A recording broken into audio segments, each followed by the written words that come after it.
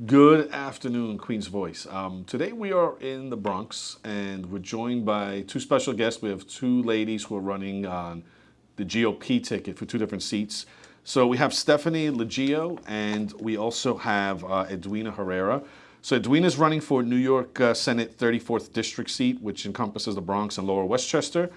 And Stephanie is running for District 83, which is encompassing just the borough of the Bronx, her district. So, ladies, thank you for joining us today. Thank you, Peter. Appreciate you for having us. Thank you. We're going to lead into first, if you guys don't mind, with Stephanie, who two things on top of her agenda are going to be energy and crime. So, Stephanie, tell us, please, what made you want to run, and is energy and crime something that the constituents are giving you feedback on? Is that how it made the top of the list? Yes, of course. Thank you, Peter. Sure. As far as crime, in 2019, the bail reform bill was originally passed, and there have been some amendments to it, but you can't walk around the Bronx, any area in the Bronx, and not see the effects of crime. The residual effect of people being released, the effects on the communities, and the police officers who are demoralized because they can't do their job. Immunity has been taken away, and that further challenges the communities for being safe. And their now constituents are complaining that the fact that they know that people are aware that they are the people complaining, making these calls to the police department, and they feel they'll be targeted. We're coming into the winter months, the fall and winter, where the solstice is a shorter day of daylight, and people are more concerned about their own safety and their children. Because it gets dark earlier here in New It gets York. darker earlier, but the earliest it'll be dark is 4:30 in December. But Sure. before that, even just at 5 o'clock, you're still commuting home from work. Your kids are coming home from after-school programs. They feel as if they won't be safe. So when you couple that with our energy costs, because of the policies that are being passed in Albany with the clean energy mindset, you have increased bills which affect your food prices. So now your Con Ed bill has increased, and now your food prices have increased, your school programs have increased, insurance has increased. And it gets passed on to your constituents. All of this is a burden on constituents. I haven't seen an increase in our property tax yet, but I'm sure that's next. Yeah. But it doesn't matter when everything is coming out of our pockets. And the migrant situation, we have a dual migrant situation that is not talked about. We do have these migrants who are coming over illegally through the border system. Sure. Or being flown in, as we're being told. But there's also the people fleeing New York. They're just selling off their properties, their businesses, and they're just going to states where they have a more quality of life standard that they can live by. And the dollar will go a lot further. And you cannot, and it happened during COVID. A lot of people left New York. A lot of businesses were forced to close because they weren't allowed to be open. Sure. So those residual effects are hitting the Bronx the hardest. A lot of the new construction we see in the area are NYCHA buildings. And there's no development like you had in Queens or in Brooklyn where it was these $1 million condos. That was not brought to the Bronx. The South Bronx, a lot of what was built were apartment style living. Sure. So it's changing the landscape, and it's not allowing for home ownership. So people who do want to own a home have to either go further north or they leave the state. You in Florida? So, well, there's South Carolina, North Tennessee. Carolina, There's yeah. so many other places. But they're that- leaving here is the They're problem. leaving New York, and that decreases our tax base. And we don't know if the new people coming in are a new tax base or where we're going to end up. So when you have a budget of $237 billion passed by our legislature just this year, you quite often wonder, can they do that again next year? Will we have the base to do it? And if they do, how are they going to appropriate the funds that help the people who can't flee, who need the government programs, or who need assistance in education? I saw a mother last week who said her autistic daughter lost all of her benefits at school In a public school. in a public school system. So just to put this in perspective, and this is not the first story we've heard, but I'm sure it's not just in the Bronx, it's citywide and probably statewide. So an American citizen that has a child with special needs lost those services at a public school that our tax dollars fund, and we are hiring translators and all types of other specialists for illegal alien children, paying for those. And it's just like our veterans. Our American people who are poor and sick and need help are slipping through the cracks. And these folks who invaded us, we're giving them 5-star hotels, debit cards, transportation, healthcare, and they're straining our resources. Now, you touched on crime. Obviously, unfortunately, the Bronx, certain areas are more known for crime throughout the city than other. Like certain parts of Queens and Brooklyn, every borough has their hotspots, right? Yes. But do you feel that since we've had all these new arrivals, and I'm not saying all of them, but way too many of our new arrivals, these illegal aliens, are trafficking women, selling drugs, shooting people, shooting police. Do you feel that that's attributed to the overall rise in the area that you're running for, Stephanie? Of course. Okay. It's all encompassing. We know that it's been there. We know it was sex trafficking was there before they came. Sure. So, is rape up? Possibly. Is it being called in? Is it being reported? If they're being released, are the numbers accurately reflecting what is actually happening on the ground? Well, that's a great question you have, because a lot of people, and the police have been neutered, defunded for lack of terminology, and a lot of people that I know personally will just, hey, I'm not calling for what? I'm going to call on this person, and 2 hours from now they're back out on the streets to come back and kill me or something. And I've heard people say that in different parts of the city. Now, going back to what you said about the energy, I remember back in our before Hapless Hoku, we had Cuomo. And he was really big on closing the Indian Point nuclear power facility, which is not too far from the city. Everybody said once you close that, people's rates are going to go up for electric. Most of us here in the 5 boroughs and surrounding areas, minus Long Island, I think, or Con Edison, and even into Westchester, most of us for electric. My bills have went up. I don't know anybody who said they haven't went up. I think there was even someone in the Hudson Valley that's doing a lawsuit saying that it was illegal and they're charging rates. So. I think it's safe to say we live in unfortunately, we live in a one-party city and a one-party state, and these people's failed policies are just hurting everybody, raising the crime rate, raising the cost of everything. And, I think that's something that when we go out in the different boroughs and report on stuff, it's folks like you girls who are running that are trying to change this. And it's good to see, and I hope the people out there will watch who can vote in the elections for either or both of these ladies, or either of these ladies, I should say, because if we keep doing the same thing, expecting different results, isn't that the definition of insanity? That's what it said. It is, Right? but if I could raise this point, the Sure. election integrity issue. In 2022, 6 million people who are registered voters in New York did not come out to vote. So you have a supermajority in Albany that is passing these bills and running our state as if they have a mandate. They were never given a mandate. When less than 50% of your constituents across the state come out to vote, you do not have a mandate. You Good should point. not act and pass bills as if you have a mandate. The mandate was 6 million people who stayed home because they didn't want to vote, or as I'm told on the streets of the Bronx, it's all rigged, why bother voting? So I guess they have We to hear that prove- throughout the city Yes. as well. Exactly. Yes. Prove it's not rigged, be transparent, show everyone the system, more people will come out to vote, and then we'll have a mandate. That's when we know that the majority of the people are voting for us and the policies that we see fit moving forward. Fair enough.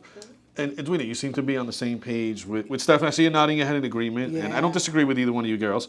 You have an issue at the top of your agenda that is very important, and a lot of people, not just in the Bronx, but throughout the city, and it's very critical. I've spoken on this. We did an interview recently with John Rinaldi in Queens, who's running. Tell us about Proposition 1 and why it's important if anyone's watching this, or viewers out. Are you a parent, a guardian, a caretaker, a grandparent?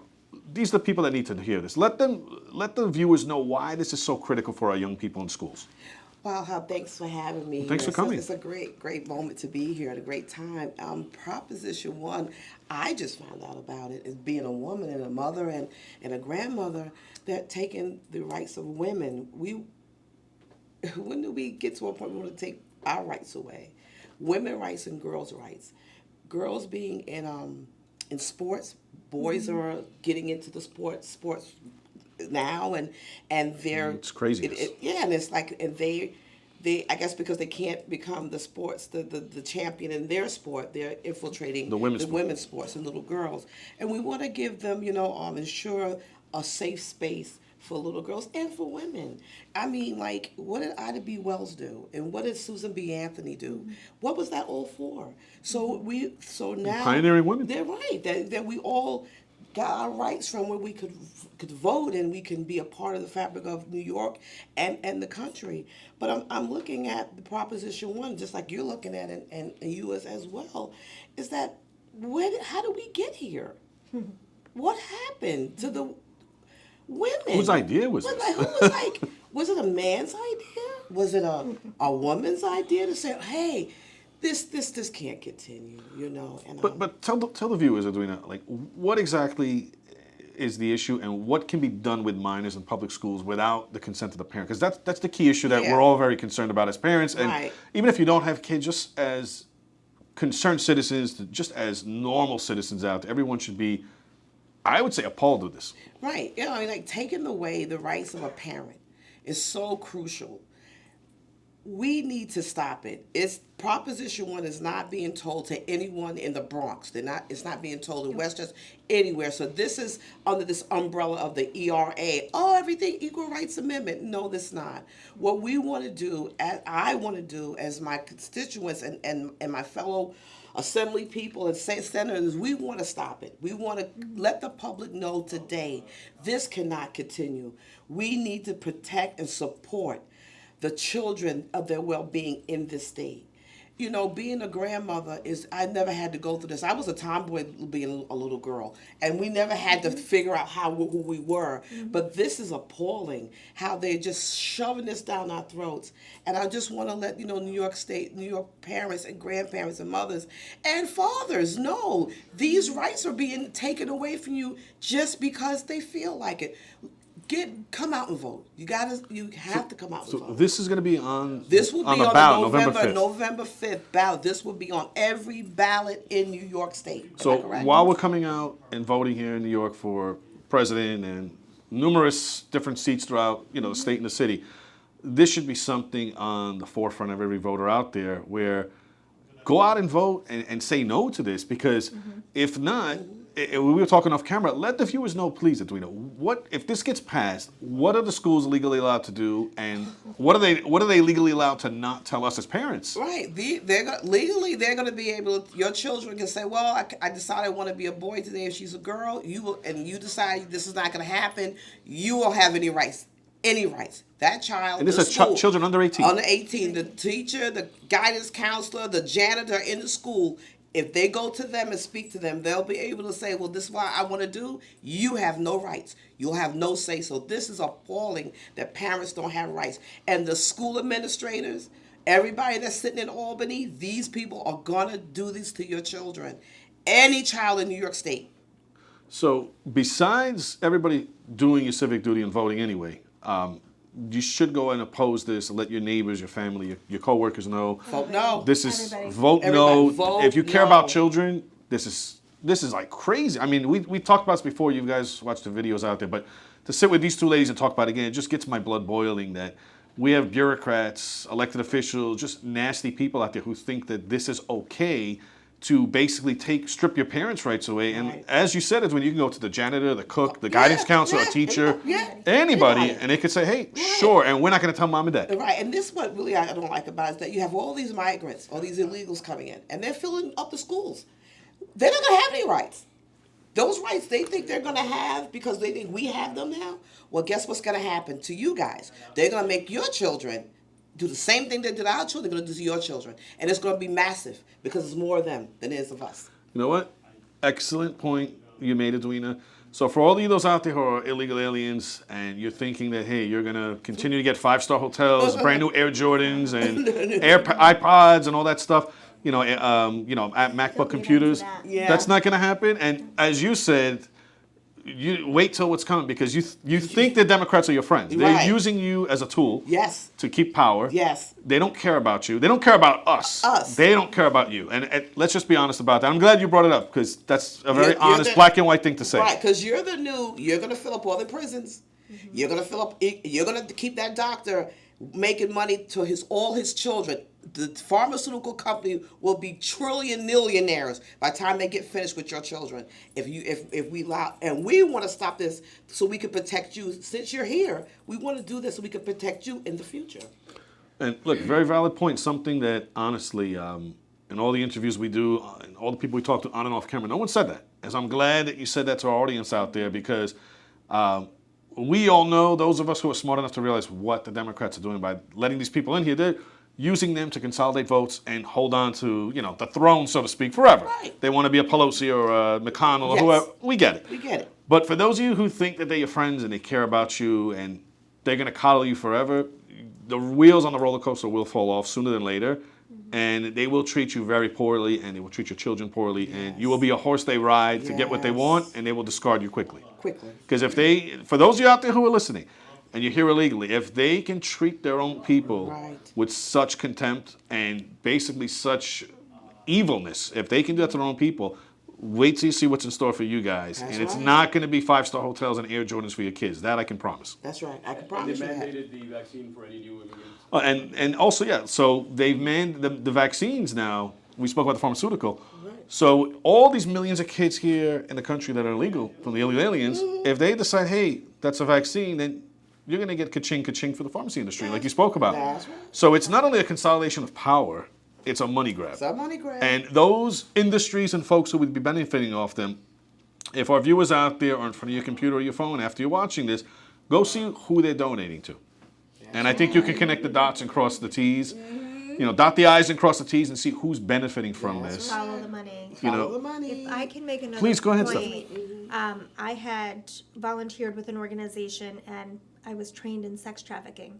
So a lot of what I read in this ERA is grooming. You have to call it out for what it is.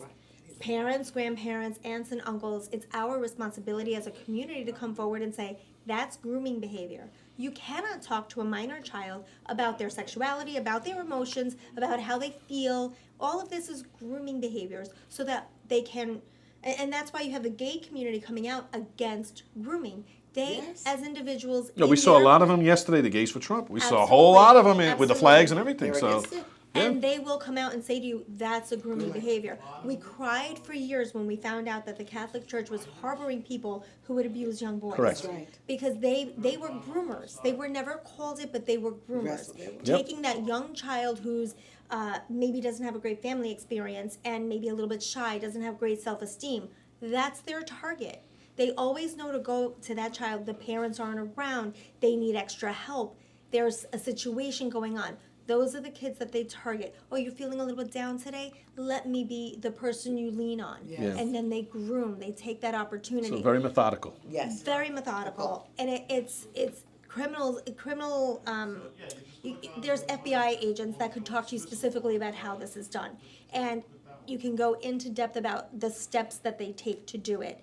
But this is allowing for that to happen, and allowing language like minor attractive persons, MAPS, allowing language like that to be mainstreamed in our music videos and in our You're culture. indoctrinating our children. Yes. Very Yes. dangerous. Pedophilia is pedophilia. You call it what it is. Call it grooming. You have to call it out for what it is, so that the children know that there is a line, and that because we send them to school.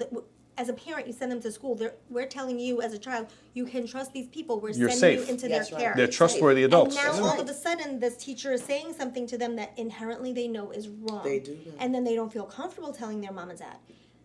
So where does the child have the outlet then? They should always feel like they can tell their mom and dad. So for the fact that the teachers then, or guidance counselors, principals, whoever, can feel safe behind any of the laws, that there are a few things that have been passed, there are a few things that are still in committee that we have to look at very closely. But we have to be bold enough to call it out for what it is so that our children are safe. That's true. No, and I'm glad you said that. And I didn't know you were a sex trafficking expert. That's great. Well, not an expert, But but well, knowledgeable, very Yeah, knowledgeable. yeah. So, you know, we were recently talking to a lot of people saying that Biden and Harris and then Adams would be number 3 of the largest traffickers in the world right now, because they're, Sleepy Joe and Crazy Kamala are allowing the border to be open. Mm-hmm. And we recently spoke about, I think it was in the Post I read a story, where the people who worked for an agency who were basically designed to hand off migrant children to adults, even when they knew something was wrong, they didn't feel that was a relative, they felt it was a trafficking, prostitution, pimping situation. When they said something, they were told, your job is to get rid of X amount of children to an adult, nothing more and nothing less, do your job. Right. And, these are people that we're paying for these services as taxpayers. So we're basically allowing our president, our vice president, and Dictator Adams here in New York City to be the largest pimps, the largest traffickers That's right. in the world right now. I mean, right. You have to add Kathy Hochul into that. Kathy, hapless Hochul, you have dirt on your hands too. Shame on you, absolutely.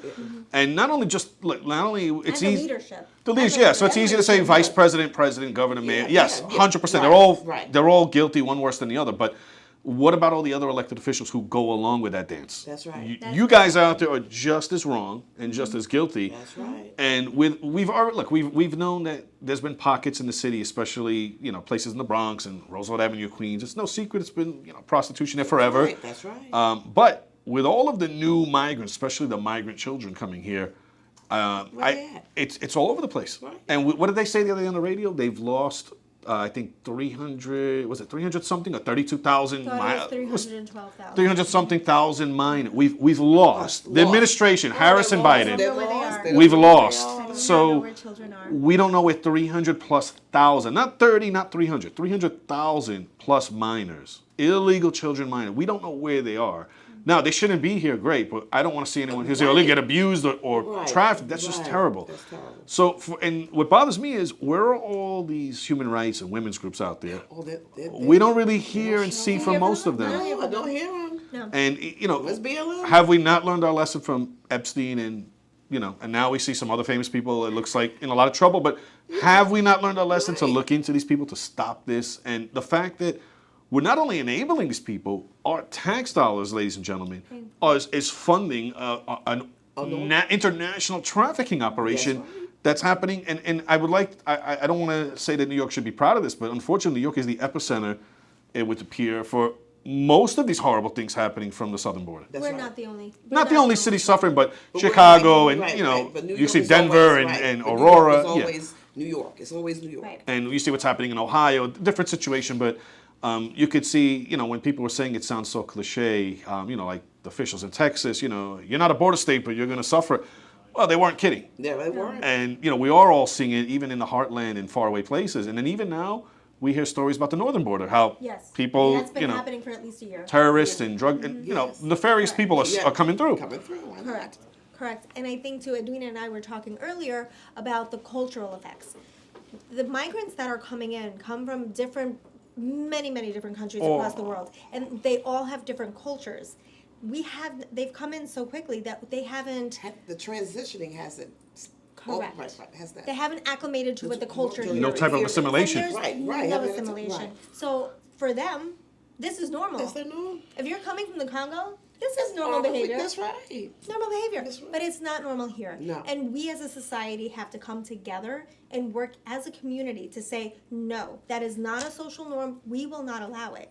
We, as moms and grandmoms and aunties, we need to be the people in the forefront because it's always going to be the moms first. We're going to be in the forefront and the dads will be behind us to say, this is the culture that we want to establish for our communities.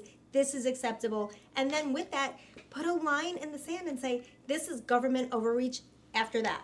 The government can do this. You can't do this. This is ours. This is the community. You stay out of it. You know what? I 100% agree with what you're saying. And I think, and maybe I'm wrong, maybe I'm right, but I feel that when you have women who are leading this fight and talking about these kinds of things, maybe people listen better than if a man says, and we talk about, people being exploited and trafficked and women and younger, that type of stuff. I feel sometimes, in general, maybe society would listen to you guys more as two women than two men sitting on this side talking about the same issue. Maybe you, same issue. and that's great because you could use your bully pulpit Right, to, right. educate people and Right. hopefully save people. Right, because women are nurturers. That's what we do 1st. So the husband or the boyfriend, whatever, he'll let us step forward because these are our children. That's right. And then he stands back as the protector. So it's okay. It's all right. I love it. That's why God created man and woman. Right. That's why there's only two genders. Well, it's Adam and Eve, not Adam and Steve, right? You said that. I didn't say anything. I heard that from somebody recently, so it just popped in my head. It's old, but, but yeah. it's not. But we don't censor anything here, No, so no, and our viewers like that. We're yeah, very honest and yeah, raw, and we like to have a yeah. good time and That's what's honest beautiful. conversations. When you're an adult, you make a Right. decision for your lifestyle. That's right. That's it. Sure. That's it. But it comes But from leave, household. leave our kids Yes. alone. Yeah, Leave our kids alone. 1,000%. Leave 'em 1,000% leave them alone. And when you girls are talking to the constituents throughout the Bronx, in your case, and in your case, Edwina, you're talking about the Bronx and Lower Westchester, which is Yeah. New Rock City and Mount Vernon, Yeah, right? no. New Rochelle. New Rochelle. Okay, so you're in New Rock City, Yeah, New Rock which City. obviously has a lot of issues itself, right? A lot. Because they're trying to turn it into a city. They're trying to turn it into that dirtbag Manhattan. They want everything to look like anything I learned has a subway system. Or a rail The system. rail system, Rail which system, is the which Metro North. and they do have it. And it's like it's crazy over there. And it's like you said, it's it's crazy. It's getting crazy. But it's that 15-minute mentality. So we're the city of yes in New York. That's what we're facing here. Yeah. But Yeah, that let's there's talk a- about that, please. Yeah. There's a global perspective, the one world government, that you can only live in a 15-minute city.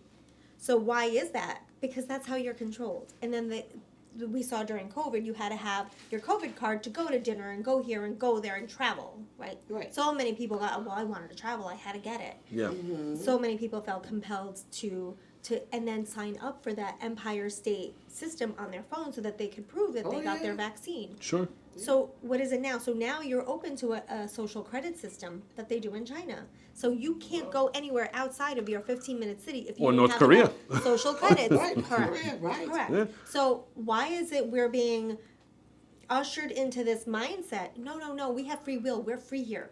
I have the U.S. Constitution. That's the only document that I have to respect. Any law you pass has to be in accordance with that Constitution. And the Constitution That's right. supersedes everything. Everything. And it supersedes your feelings, your procedures. That's right, your feelings. So if you're watching Dictator Adams, Hapless Hochul, and the rest of you guys, Hapless Hochul, I love you know. So I mean, look. That's going to be our new campaign. yes, slogan. Well, listen, Trump's not the only one who comes up with good names. Yeah, man, You that's know, what I've coined a few. If you guys want to hear a few of my other ones, Yeah, do, yeah. do Nothing Donovan for Donovan Richards in Queens. Okay. And my favorite, and I think our viewers seem to contact my producer Z, and they like this one. I refer to AOC as Crazy Eyes. Oh yeah, right. You know. And my crazy I head, understand she that. does all that. Yes.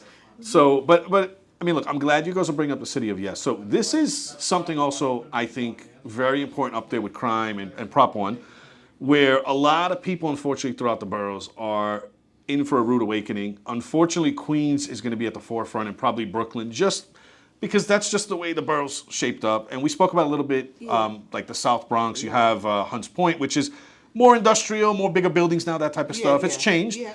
It's But New Yorkish. other places in the Bronx and maybe up in New Rochelle are gonna be, putting on their gloves soon. They're gonna have to defend themselves against the city of yes. And the way I equate it, as our viewers know, the biggest donations that Eric Adams receives is from developers. It's not disputable. And de Blasio's a hotel also, Yeah. and that. But Mr. Adams seems to have a niche with developers, which okay. Now, I personally feel that nobody should be able to get big donations in any politics. This is my personal opinion, but it is what it is. I can't make the laws, right? Right. But the Not fact, alone. sure, alone. Yeah, we need a coalition Yeah, of okay. like-minded men and Yeah, women. okay. But the point I'm making is, the city of yes to me is basically, you guys donated to Mr. Adams. Yes, do whatever you want. If you donated enough money to him, he's going to say yes. You can put a 30-story building in a small 2-story, 1, 2-family, quiet neighborhood. And like I said, we went to a very rowdy, ruckus event a few months ago in Belrose that had like the neighboring communities in a public school, and people were angry. We heard hold him accountable, vote him out, get rid of Adams, one-term mayor, a lot of those kind of chants. And we did one in Queens recently, also in Forest Hills, and it was the same, people who know about it are furious, and then people who are learning more about it are first shocked, and then after they get through the initial shock, I think, they're really pissed off, and they're like, hey, let's stop this because we say no. So tell us first of all, do most of your constituents know about this? And when you do tell them about it, what's the reaction, Edwinna, what's the reaction, or Stephanie, what's the reaction you get from your constituents? Well, I'm like you. I'm just really learning about, what's going on in Westchester, because Westchester, especially that part, we're kind of neutral. Because we're not the city. Right. And New Rochelle is not the upper part of New Rochelle. So you're not in the burbs, and so you're kind of in the middle. So in the middle. It's a gray area. Right. So some things like sanctuary here, yes, no. Well, Hochul and them at yes, and then Rockland, no, maybe. So it's like a little salad. So it's an issue with the down New York City people in New Rochelle. It's like, where are they gonna put all these people? Sure. There's no stores. We can't shop. Right. And the Section 8 is going on, and nothing is Section 8. And New Rochelle, like I said, is kind of in the middle. So they don't know where. So I'm there to say, okay, enough is enough. We need to find out what the real deal is and how we can get this stopped, because this place is no longer quaint anymore. No, and I'm glad you said it. And look, the bad news, and I hate to be negative, but I've divulged this to our viewers in the past. There were 3 components that the city council has to approve. They've already approved the first 2. Right. The third and final, the last component, is set to be voted on before the end of the year. Being that we're already in September, it doesn't leave us many months left. Well, soon it'll be Christmas, Thanksgiving. So everybody involved in this, and also the people who are adamantly against it, believe that because we have so many radical, insane lunatics on the city council, unfortunately the majority of them are just lunatics. And we feel it is going to get passed. And one of the resolutions that people are saying, and it sounds crazy, but a lot of people like this might be the only way to do it, is to start your own cooperative, so to speak, of a group of 2,000 people, say, and then say, well, we're our own little group, we're our own little governing laws, we're exempt. So imagine if that's what the citizens have to do. There's going to be 2,000 times a million communities throughout this entire region. You can become a village. You can incorporate as a village. Yes, a village or a town. That's how, right. Correct. But like, how crazy is that? Like, if you guys are out there, no matter where you live, we're talking about, Lower Hudson, we're talking about New Rochelle, which is not in the suburbs, not in the city, but kind of a gray area, right? They're kind of with both sides. We're on the fence. But we're also talking about the 5 boroughs, whether you're in the Bronx or Queens or Brooklyn, wherever. Isn't it just crazy to think that you might have to start a 2,000 person HOA or coalition or separate community or town with your neighbors to fend off the city of Yes, because the radical city council is hell-bent on ramming this through? No. What we need is those 2,000 people to get it. Every borough needs to get the coalition together and say this is unconstitutional. Repeal and you can't do it. Because it looks like it's going to pass. And I'm with you. It looks like it's going to pass. It will November pass. 6th. November November okay. 6th is circled on their calendars. That's the So day. the day after election? I would imagine November Okay. 6th, depending on what happens November 5th. November 6th, we're facing, there's bills in committee right now in Albany holding. They didn't pass them during session. Right. So if the election doesn't go their way we were able to win Sort of back like the state congested senate, pricing on hold? well, have I thought about congestion pricing? But yes, what will happen November 6th? Will they feel the need to call an emergency session and ram through all of these bills that That's when right. Edwinna and I get Get into it? Albany, That's right. our hands are tied because they passed it all in an emergency session. So then the citizens have to put something like a proposition on a ballot, right? We can't. We can't even at that point, yeah. You can't. So what's the 2012 recourse, girls? At the end of the day, this goes through. Let's say you girls get elected tomorrow. You're sitting there with like-minded, normal people. Hopefully there'll be a lot more colleagues like you girls, normal and want to do the right thing. What's the consensus then? Do you sit down and say, okay, we got 1, 2, 3, the city council passed it. We can't, how do we defund it? Like, do we try to defund it like Obamacare? Like, what do we do? Yeah, I think we won't give them any money. That will stop them right yes. there because we will have the right and the majority. We do have the power of the power purse. to do the other person. So what they'll do is like, oh, then it's not gonna get done. So when you girls say you'll have the right, they would be in the state assembly in Albany pulling the purse She'll be in strings. the Senate. In the Senate, And we're hoping to win over the Senate because there's 19 seats. Yes. If we can win those, so this is a statewide issue that everyone does need to come out and support all of the candidates that are running against the incumbents this year, and take away their purported mandate and make sure that we have some teeth in Albany and some fighters in Albany that we can circle back, bring back a lot of these clawback, I should say, Okay, claw back all of these policies that really are ineffective. They are negative on our lifestyles and our culture, and they're unconstitutional. So that really just is the standard right there. Like if it's unconstitutional, all right, let's claw back. Right. So this might have to go to a court. I would. Okay. Because we can't take it there, can't we? I believe we have rights. Okay. So that's Or what we'll do. maybe if we're able to get X amount of signatures, it could be put in front of some kind of judge. So in New York State, the Constitution was changed in 2012. We can no longer recall elected officials. That was interesting, I thought. Very. Very interesting. Why would they want to take that out of our state constitution? And then we're not allowed to do a ballot initiative statewide. You can do it within the city. So in New York City, we have the ability to do But not statewide. ballot, not So statewide. this would be We can maybe do it by in the counties, city of Rochester, in the cities. city of New York, Okay. the city of Buffalo. So is that Right. to disrupt the state in terms of the citizens having unity voting against something that maybe hapless Oakland, Hagoons, and Albany don't like? I'm just thinking out loud. I mean, Of course. you know. It just shows you how far back they started planning what they wanted to do to New York. Okay, so speaking, we were just touching on government overreach, in particular the tyrant governor we have here, the accidental governor, hapless Hochul, as I like to call her. Now, we here at Queen's Voice, myself and a couple of my colleagues, we recently wrote a book called The Chevron Doctrine, 1984. So for everybody out there who's purchased on Amazon, thank you. If you haven't, purchase 3 or 4 copies. They're a good gift. Christmas is coming up, Hanukkah, all that good stuff. But On a serious note, Stephanie, regarding 213, which a lot of our fellow citizens don't know about, 213 is basically where the tyrant Hochul can basically sick her dogs on you and say, you're sick, you're quarantined, send you to the gulag, so to speak, which in essence is a FEMA camp, barbed wire facing in to keep you from escaping, like a prison. It's not a warehouse where the barbed wire is facing out to keep people from stealing equipment and merchandise and whatnot. Now, that to me is treasonous. She should be, I mean, our forefathers would have her hanging from a tree. I mean, it's terrible what she's doing. So tell the viewers out there, please, since I know you're versed on this, what is 213 all about?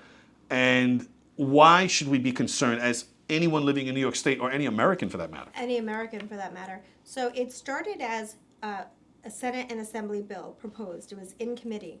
And then we effectively across New York State had a call campaign and embarrassed them. And the gentleman who had sponsored the bill originally withdrew it and said, oh, no, that was not the intention of this. And this happened immediately after COVID. And then this happened after I had seen some TikTok videos of people in Australia being brought to camps against their will. Okay. And is that where they got the idea from, do you think? Possibly? I think it's the one world government system New that World they're Order? pulling from, and then Okay. they say, okay, what do we want to pull from today? And unfortunately, our leaders here just pull the worst from anywhere they can. Yes. So after the call campaign, Bobby Ann Cox very smartly was watching, and Kathy Hochul, our fine governor at the time, decided to call the health department and ask them to just sneak it into regulation. And Bobby Ann Cox was watching, and I'm excited that you're going to be speaking with her because she has Yes. very detailed information. She's to give a freedom fighter with a pen. Absolutely, absolutely, very courageous young lady. Yes.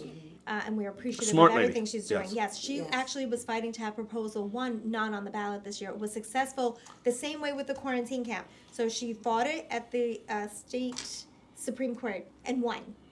And then it was appealed. In the same, and they were both appealed in the same court. So you can see a pattern. Well, something tells me she'll be back swinging at them again. And we are going to be interviewing Bobby Ann Cox very soon. Yes. But something tells me she's not going to take that. She's going to go appeal it, and she's not going to stop till she She's ends not it. going to take it. But the basics is that if the government feels you are sick, they can remove you from your home for an unspecified amount of time. No due process, no No due judge. process. It's very similar. Peter, you'll understand this. The traffic light, those traffic tickets that we get on the cameras where Yeah. you're not driving Uh-huh. 25 miles an hour. Isn't that against our Fourth Amendment I right? thought so. Well, I thought it was also against. I thought Well, it was. I agree with you girls on that, but I was also under the impression, and I'm not a constitutional scholar or anything like that, but I've spoken to people who know about this better than I do. And apparently there's a law in the state that a machine is not legally allowed to write you a ticket if a person didn't witness it, like a police officer or some authoritative person. Right.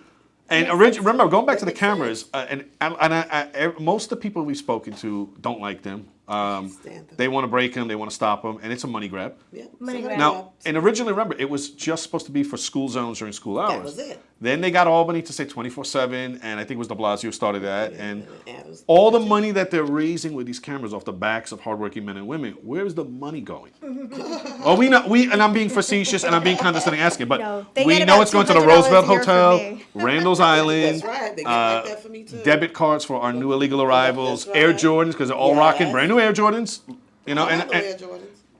and I joke around. I can't afford this. And I joke around and I say, and I tell my wife's from South America, but she didn't jump a fence. She came here illegally. And I joke around my wife and I say, you know how I could tell if they're off the boat illegally? They all rock new Air Jordan. My That's wife goes, right. you're right. They're wearing better stuff than we are. That's right. And it just goes to show that this state and this city, unfortunately, is a one-party rule. It is. And the mentality of Tyrant Hochul and just anybody who would support something like that against their own people, it just, to me, what comes to mind is Hitler, Mussolini, Stalin, Castro, Maduro, the Ayatollah in Iran, maybe our friend, She definitely yeah. belongs on that Yeah, list. maybe our friend Bashar in Syria, these Yeah. evil, Yes. dictator type, maybe Saddam or Gaddafi, one of these bad people we've had in history. Anyone brazen enough to go in to stand in front of their 6-burner Viking gas stove and say to the public, you should not have a gas stove. Well, tell the audience about that. So please, I know where you're going with this, but please explain the story for those of us who don't know about this. Tell us about the gas and electric oven catastrophe Hochul's imposing. Pizza ovens as well. Yeah, pizza. Was it 2 years ago, Edwinna? Well, no coal ovens for our beloved pizzerias. Yeah, eh? no. So Kathy Hochul decided that, so Albany has put a moratorium on any new construction in New York. There are no gas lines coming into your property. So you cannot that's for have gas cooking? heat, you cannot have gas cooking, nothing. I like to cook on my gas I stove. love cooking my gas. A cake does Me not too. come out the same. Well, I mean, correct. I like my wife's cooking on the gas There you stove go. There you go. because I don't do much cooking. You're an honest man. Yes. I do everything in the house, but I don't do cooking. That's I heat great. stuff. I make some pasta. I'm not gonna lie. I make a nice sandwich. There you go. Very good. Very good. Thank you for contributing. Right? Hey, I do what I can. But to be a brazen as a governor of the state of New York, one of the largest states in the country, Yes, you and did. to stand in front of your Yes, you own did. gas stove and tell people gas stoves make you sick. I'm 53 years old. I've never been sick from my gas stove. Never. I haven't been I make either. the best brownies. I can tell you that. Right, but sick. Sick. And I don't cook, like I said, my wife does the cooking, but from what people with culinary skills tell me, nobody wants to be on an electric No. stove. No. Unless they're maybe in their cabin up in Maine or in the Yeah, something upstate like somewhere, that. sure. Camping. Camping, Yeah. sure. And I can see if it's for the elderly, the seniors, because of fires. I understand like a microwave. I can understand that a little bit, but just to take away all my freedoms for gas. Right. Just- And to not allow it. But the greater issue is that we have gas in great amount. The shale upstate New York is in great amounts. And I remember years ago walking through Larchmont and young girls trying to get me to sign a petition to not frack. And I go, frack away. Yeah, frack you. Just keep fracking. Fracking is a good thing. When it is done in accordance with our environmental controls, it is a healthy thing, just like drilling for oil. But just let- like hydro energy or windmills. Agreed. It has to be done within the guidelines of environmentalists. But let's put this into context, just so everybody out there knows. So here in the Northeast, we have a state very close to us, Pennsylvania, Yes. where on one side, west of us, they're fracking. Yes. Yes.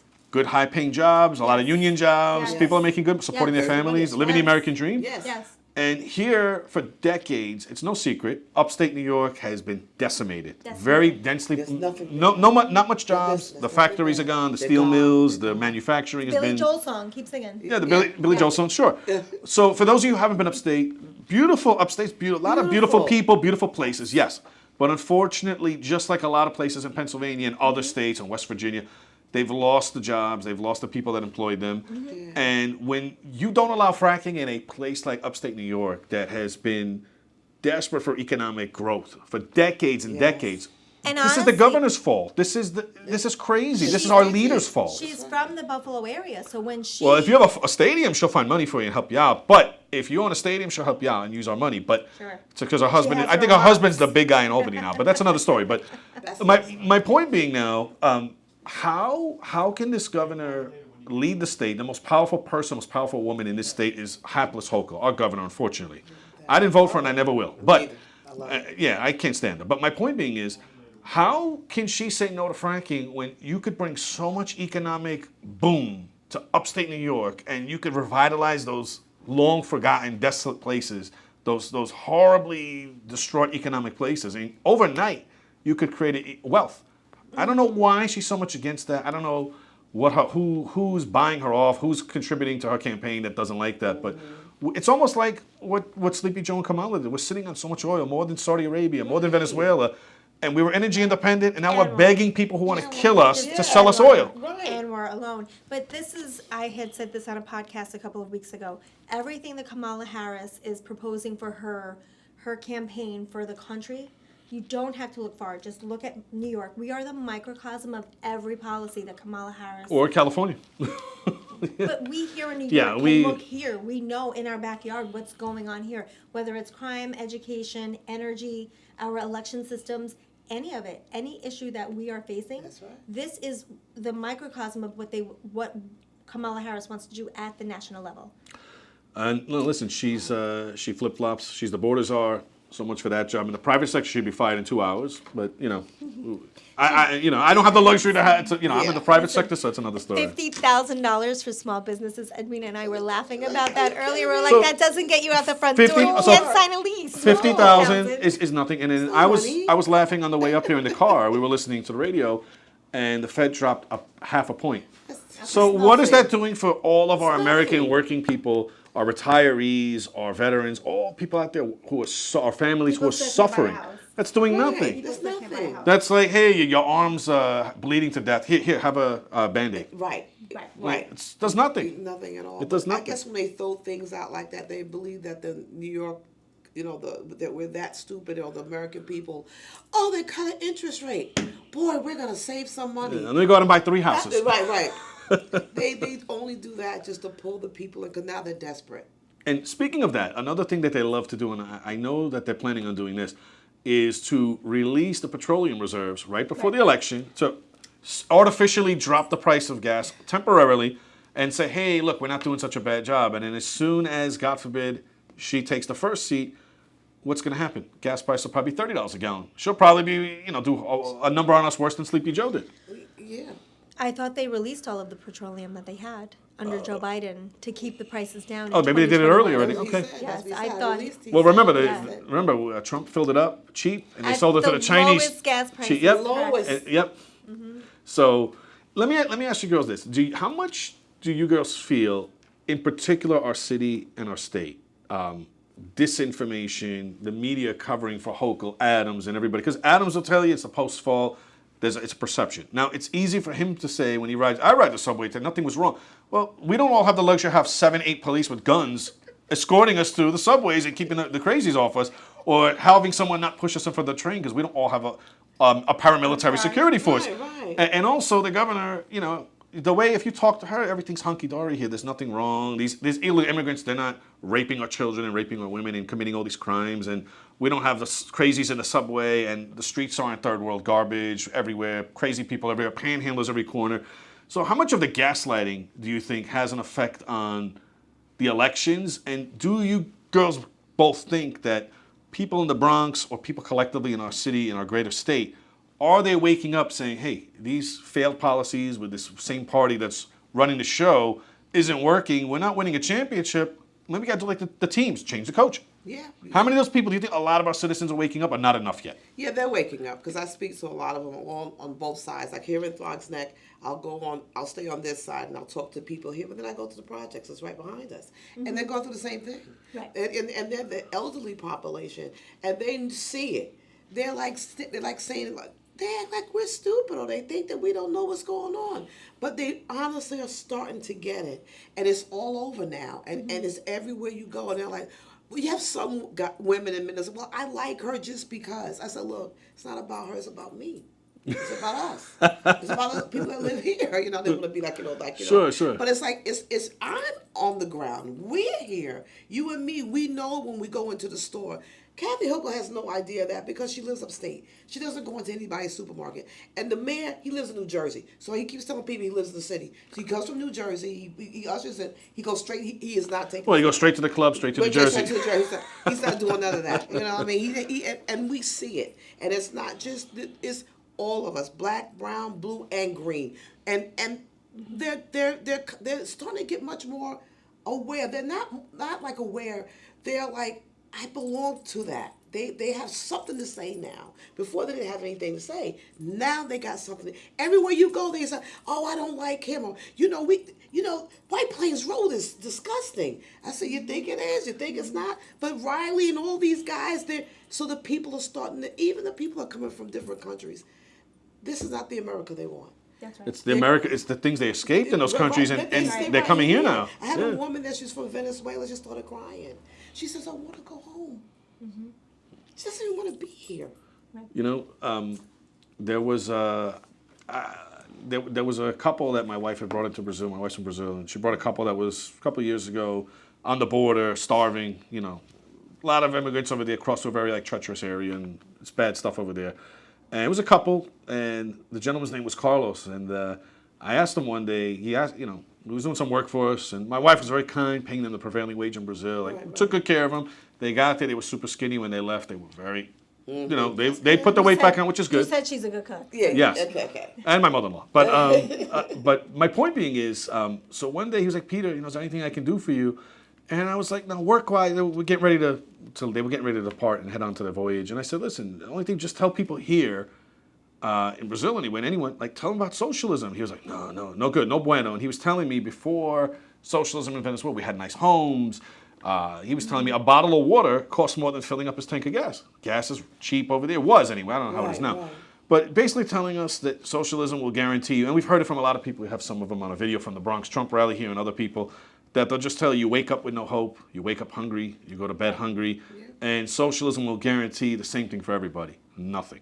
Or at least nothing positive. Right, nothing positive, and that you like you said before, Stephanie, it's the culture. Their culture.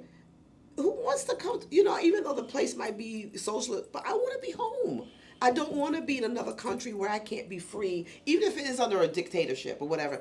I still want to be home. Here is not home for them.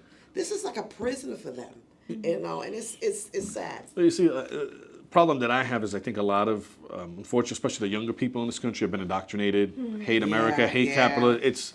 It's neopolitics, divide by race, divide by this, divide by, and they're just trying to split everybody up so everybody's at their throats, and these people like Hochul and can just do what they want because everyone's fighting with each other. No one's paying attention to the That's right. who's got their hand on the ball. So I always say, I've been fortunate. I've traveled around the world many times, and I've been cultured. Thank God. I'm very fortunate. I've seen a lot of disparity and poor. There's a lot of poor people in our country, but when you go to other countries, it hits you in the head like and some worse than others. Yeah, Jamaica. Beautiful island, Yeah.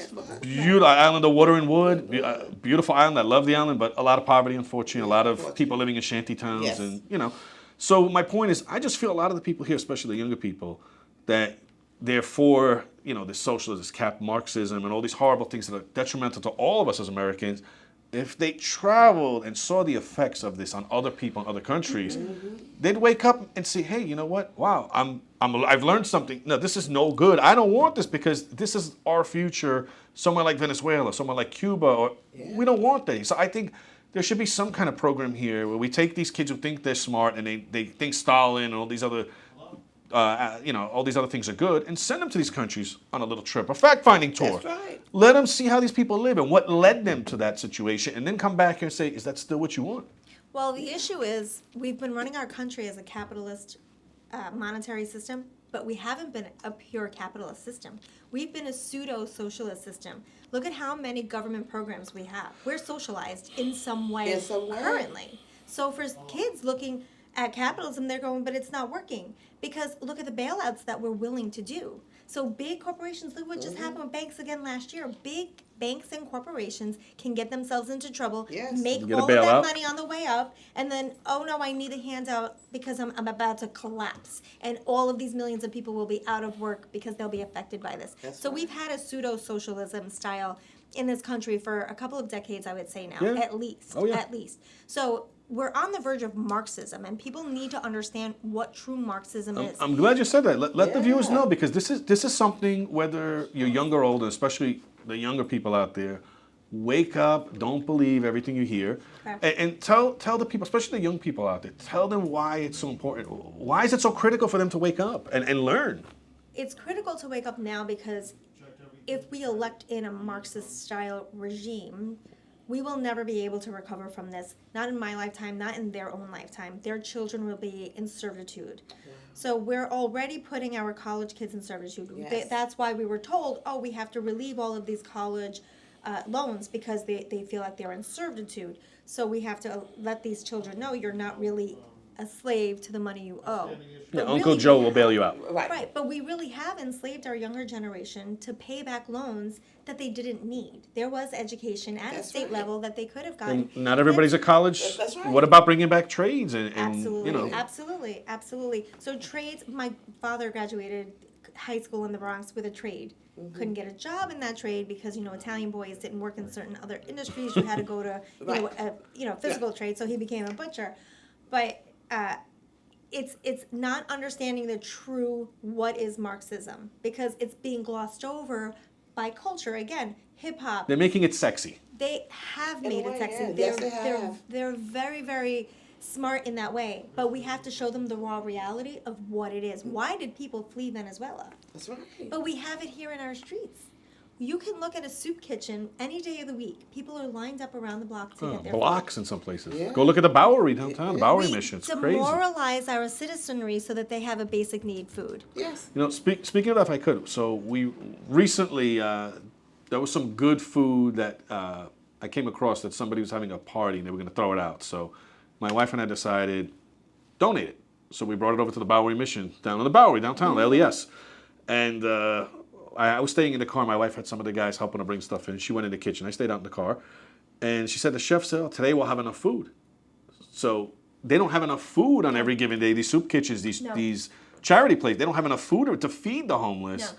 And they didn't have it before we had this influx of the invasion of these illegal aliens. How can they surely have enough now? Because we know they don't. They're begging us for canned goods and whatever condiments you can I spare. will say I worked within the real estate world in Westchester. I had done some fundraising for the Coalition for the Hungry and Homeless, and then it became Feeding Westchester. And they do good work, and they have facilities all over the state. The issue is that when times are good, people will donate. Times are not good. People can't are afford to not feed their own donating. self. Right, they're not donating. Exactly. So hands to mouth, it's we're taking care of our own, which is survival of the fittest. And right? we're a generous a country. We are. Yes, even we are. even the city, we get a lot Yes, of we are. we get a lot of bad raps, Yeah. like we're very rude and not friendly, Yeah. which some of us are, but most of us are friendly. But Yes, we are. but I think in general, even a lot of the people here who don't have much or have, they're not very rich or well off, but they still give and try to give to the church or give to the soup kitchen. And I think one thing that's overlooked, I think the people in the city overall are very generous, no matter what their financial status We're is. very generous. It's like when you come to New York and we're the first ones to tell somebody, walk down the block and go around the corner. Even though people say that we're very rude, but we're not. I mean, you can be. Yeah, We can be. New Yorkers. Like, don't stop on the street, start taking pictures. That's right. Seriously, that's the first thing I tell people. Don't look like you don't belong there. yeah. If you don't know where you are, walk into a store and Ask. then pull your phone Yeah, out. go on Google. I do that too. I do that a lot. So But- I don't look like I live here. But my point is, there's a lot of people here who are either born or naturalized citizens who are doing the right thing and under very hard financial times right now, and it's very heartbreaking to see how our own people slip through the cracks. But we roll out the red carpet tenfold for these people who are coming here illegally. We give them everything, and then we have our own veterans just sleeping on the train. Yeah, you have all that. Like I mean, they're sleeping on the parks. It's disgusting. Like the guys that coming from Ukraine, that's another issue that no one talks about. And I'm hearing that the women, their husbands that die in war, we're paying these women. Well, look, I would say this. I didn't know about that. Yeah, that we're paying them because they lost their husband. Well, we're sending them $1 billion, $2 billion a month, according to what Zelensky said. Joe Biden was sending them $1 billion, $2 billion. It could be possible. I wouldn't put it past. Listen, I wouldn't it's, We just need that $1 billion from 1 month to help our children in our Yes. housing facilities Yes. so that they can get a proper education, trade school education, get them skills so that they can get jobs. This generational, we've never discussed the war on poverty that started in the 1960s, and the Democrats said we're going to build these housing communities because we need to catch these people in poverty and help them Right. recover from poverty. great point. It's never happened. So look, let's talk about that. So we saw in more recent times when President Trump was in the White House, he put that lady. She actually slept in nature for a week straight or whatever it was. yes, Like yes, really yes. boots on the ground. Like woman was really engaged, right? Yeah, what's her So name? I forgot her name, but I have a very Lynn nice. Patton. Lynn Patton. Lynn Patton. So Oh, really okay. boots on the ground, like sleeping there for a few days, a week Yes, straight, yes. different Yeah, projects. yeah. Yes. So look, the whole thing I have with this is, and they were taken over by the feds as an overwatch because they're just so horribly run. And then we saw 50 of them arrested recently for corruption, pay to play with contracts. So look, Surprise. my only point is this: we have a lot of poor people that need housing here. Yes, and that's a serious side, but. I don't think the NYCHA system should be or was initially set up to house people indefinitely. Get them on their feet, just like welfare is. That's what Get it them on their was. feet. Get them on their feet. Get them to get a job, educate, physical, mental health, whatever they need, and let them flourish and fly, so to speak. Yeah. That's why But- those buildings were built to be temporary. But we're That's warehousing these why they're people. falling apart. And we're warehousing these people. And unfortunately, a lot of these people are our black brothers and sisters, right. especially in the New York area I'm speaking. Yes. And they're voting for the same people. You guys out there are voting for the same party, the Democrats. And your schools are no better. Your neighborhoods are no Worse. better. Worse. So Right. it just brings me back to we have a lot of great sports dynasties here in New York. And when Joe Torre stopped winning rings, what did they tell? Hey, got to get rid of the skipper. Yeah. And they literally said, hey, Joe, nice knowing you, but you're fired. Like, shouldn't the people who are living in those urban areas, who've been voting for the same team, who've been having worse and worse and worse quality, no better results, nothing's changed for the better, shouldn't they maybe listen to Trump or some of the other officials, like maybe you girls, and say, hey, what do you have to lose? What if you Like, have to what do you have to lose? Like, what do you have to lose We with have to these two lose. girls? We have to lose. You're already losing already. You're already losing already. Why don't you give somebody else a chance to drive the truck Yeah. or the bus, That's whatever, right, you know? right. You know, And see what these girls or Trump or somebody else could do, and give somebody, put another player on the field, right, because or on the court. That's just Change your competition. plan. But see, they It's don't change like plan. competition. They No. they just want to smooth their way into whatever. And this generation has been, and their mothers and have coddled this generation, so they know nothing about competition, losing. We gave trophies to everybody if they lost. Right. My Yeah. nephew, if he came in second, he was throwing that medal away. I didn't deserve that. I lost. Then you lost, but that's where we at. In public housing, I lived in public housing, and it wasn't forever. I came like she says, I was born in a middle class family. Well, I came from a middle class family, and I wound up being homeless due to Can happen. could happen to me Happens because I to didn't want to everybody. listen to my parents. Wow. I decided I wanted to do this and do this and do that and be a single mother. Wow. And this is what happens. So now you go through all these channels, but guess what? It didn't stop me. It didn't stop me. I got welfare. I got food stamps. And they made you work to get that. You just couldn't. Money was ahead.